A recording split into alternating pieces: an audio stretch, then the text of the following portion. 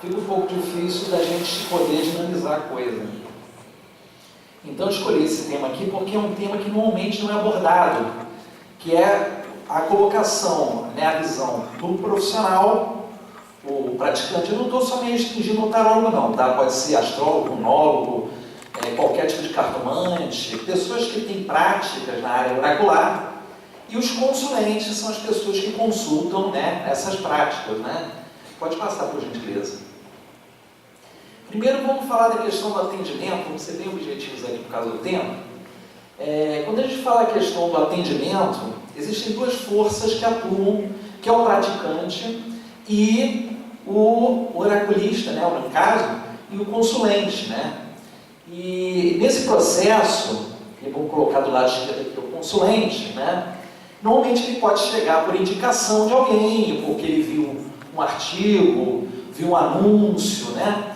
Normalmente existe uma indicação e esse consulente ele vem com esses modelos aqui, ó. Ele vem com medo, com uma insegurança, né? Com uma idealização do praticante. Esse praticante vai falar o quê? O que ele vai me oferecer, né? E existe também a questão da ansiedade e das expectativas. Por quê? Porque quem nos procura, normalmente procura porque está com algum problema.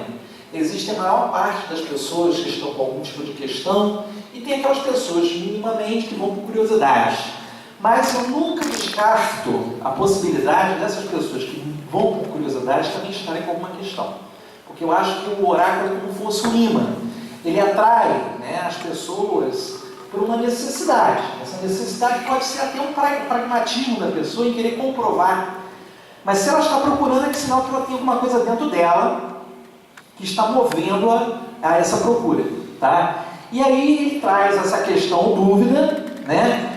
E o praticante, o oraculista, ele faz a orientação, tá? É importante colocar a palavra orientação porque quem trabalha com oráculo não oferece milagres, não oferece soluções. É importante colocar dessa forma porque fica parecendo que nós somos os salvadores da pátria, que vão tirar a pessoa do buraco, muito obrigado. E aí fica aquele estigma, né, de que o oraculista é aquela pessoa que vai resgatar o indivíduo do buraco dele. E eu sempre digo que o processo de transformação, o processo de libertação daquilo que aflige o consulente, envolve primeiro o comprometimento do indivíduo em querer sair daquele estado que ele se encontra. Não existe ferramenta, né, que possa trazer uma possibilidade de mudança do paradigma do indivíduo se esse indivíduo não está capacitado a romper com seus padrões, suas vicissitudes, os seus condicionamentos, os seus engessamentos mentais, psicológicos, emocionais. Isso tudo corrobora, muitas vezes, para que esse indivíduo tenha um receio, um medo de dar um próximo passo, né? Então, no caso aqui, esse encontro entre a questão, né, do indivíduo, a dúvida, né, com a orientação envolve o quê? A confiança mútua. Isso serve para qualquer tipo de prática que envolva orientação. Quando você vai no psicólogo, você vai no psicoterapeuta, você vai fazer uma terapia com uma pessoa que é shiatsu-terapeuta, massoterapeuta, acupunturista, tem que ter uma empatia. A gente chama isso de projeção contra projeção. A projeção e a contra-projeção é o seguinte: quando a gente projeta em cima de uma pessoa, né, uma imagem, né, essa imagem pode ter uma idealização por detrás, mas normalmente existe uma necessidade de empatia para que você traga essa pessoa para dentro do seu círculo íntimo, dentro da sua realidade, e essa pessoa participe da tua vida. A partir do momento que ela participa da tua vida, ela está entrando em contato com a tua intimidade. As questões são inerentes à sua vida. E isso envolve confiança. Então, se você não tiver, tanto o praticante como o consulente, não tiverem confiança mútua, esse circuito ele é rompido e ameaçado. Tá? Então, tem que ter realmente uma confiança. É lógico que a gente vive num mundo em que o processo é muito complicado, porque, por exemplo, a nossa área, né, principalmente a área cartomântica, a gente não tem nenhum órgão regulador. Então, assim, eu sempre digo, pessoas doidas podem se tornar cartomantes também e fazer lenha. Como também existem maus advogados, maus médicos, maus engenheiros, existem maus cartomantes oraculistas. O problema é quando você coloca uma pessoa que vai dar uma orientação para mexer com a cabeça do outro, essa pessoa não está preparada, ela acaba criando mais problemas para aquele consulente do que quando ele foi buscar a consulta. Então isso é perigoso, porque qualquer pessoa que trabalha com a alma humana, eu chamo de alma humana psique, tá? Vamos falar como psique. Todas as pessoas que trabalham com a alma humana, elas têm que ter minimamente o respeito pelo outro, a consideração e saber ouvir. Porque o ato de orientação envolve o saber ouvir. Você tem que ter um bom ouvido. Você tem que estar atento ao que o consulente fala e como esse consulente age. Porque o processo do ser humano é um processo que não está só na fala, está no corpo. A pessoa manifesta comportamentos, atitudes, coça a cabeça, cruza os braços.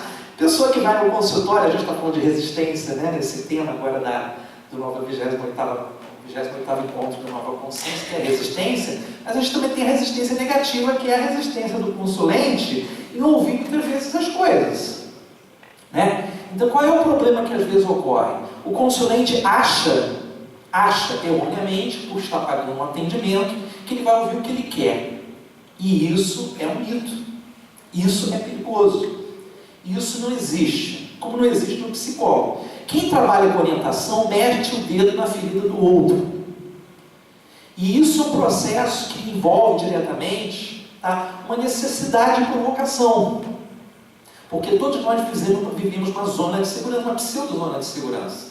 Não é uma zona de segurança real, uma pseudo-zona de segurança. Então, do lado do tarólogo, do praticante, do oraculista, né, você tem a ferramenta, no caso ali, né, você tem o processo.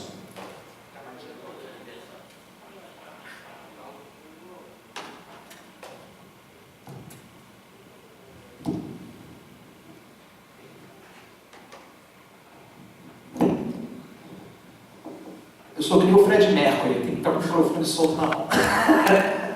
Então, aqui a questão é, quando você pega, por exemplo, o praticante, né, pode ser o tarotista, astrólogo, numerólogo, homólogo, não importa, você tem a ferramenta do lado dele, que é o mecanismo que vai ser utilizado para a aplicação dessa orientação. Tá? E aí ele tem que ter uma coisa chamada cosmovisão. Vocês sabem o que é cosmovisão? Cosmovisão é o quê? A capacidade que o indivíduo tem de agregar informações em torno de um saber ou dos saberes. Então, quanto mais o indivíduo agrega informações, conhecimento, ele não é só estudar, tá? Cosmovisão é experiência de vida. Cosmovisão é viver. Então, se você apreende, é mais do que aprender, apreende o que a vida está te trazendo, você também trabalha a sua cosmovisão. Tá? A pessoa do campo, ela tem a cosmovisão dela.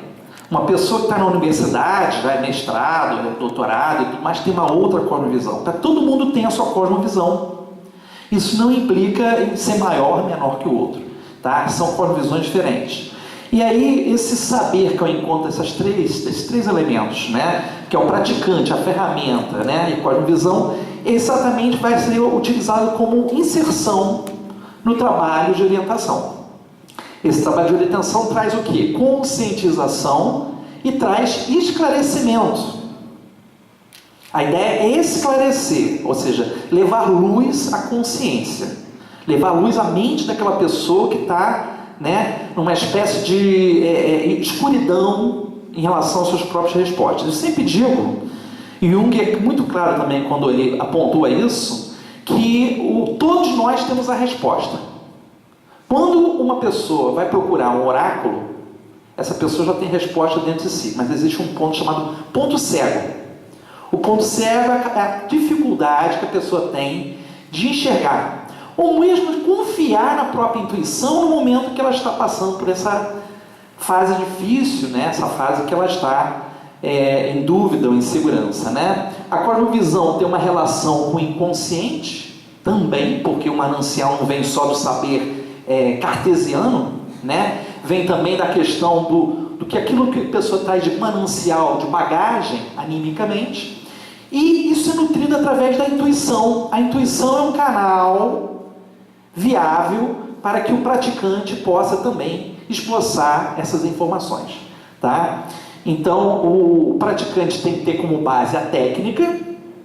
Eu acho que existem pessoas que falam assim, eu só trabalho com a intuição. Beleza. Mas eu acho que uma pessoa tem uma base técnica, até na hora de ensinar alguma coisa, ela tem um modelo, né, vamos colocar assim, né, para poder ser ensinado. E no processo final, que o objetivo final é a compreensão, tanto do consulente, o consulente precisa obter essa compreensão, como do próprio tarô compreender o momento do consulente. Esse processo é uma via de mão dupla, é necessário que haja uma compreensão mútua, para que o trabalho atinja o nível de